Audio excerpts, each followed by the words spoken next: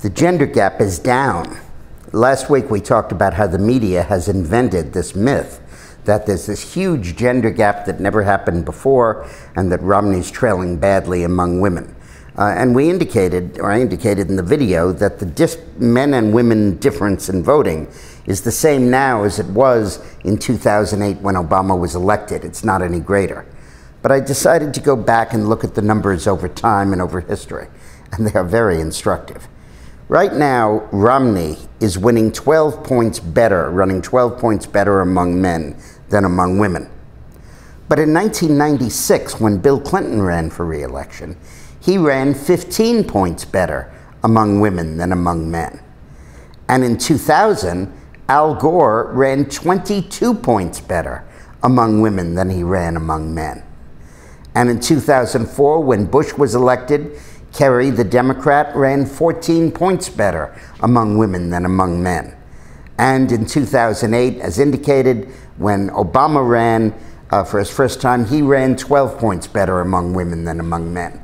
So the 12-point gender gap that we have now not only is not a new phenomenon, it's in fact less of a gender gap than we've had in previous times. And I think Romney has the perfect answer on the gender gap. Number one, he beat Santorum. He beat the guy that was really going to focus on social issues and made clear that while he has positions on social issues, his priority is economic issues. And the fact is that women have suffered terribly, disproportionately, as a result of Obama's economic policies.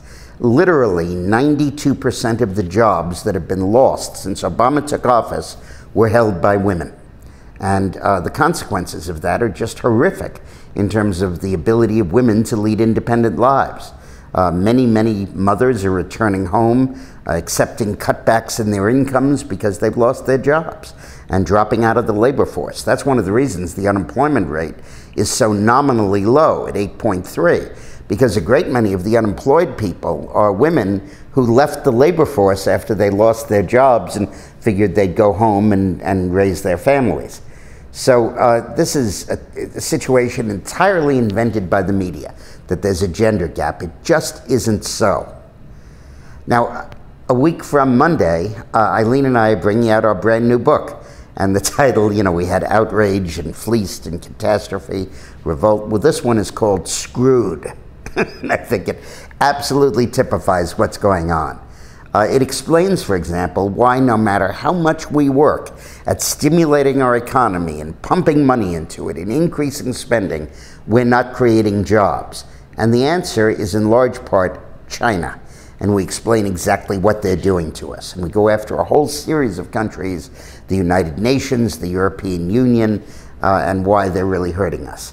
You can order a copy at dickmorris.com, dickmorris.com. And you'll get it delivered right when it comes out on May 8th. And while you're there, if you choose to, you can go to another site and click on it, and I will send you a personalized autographed book plate for your own use. You can put it in the book. And I'll say, you know, dear Bob and Martha, love Dick Morris, or whatever your names are. But put your names in so I know it. Thanks a lot.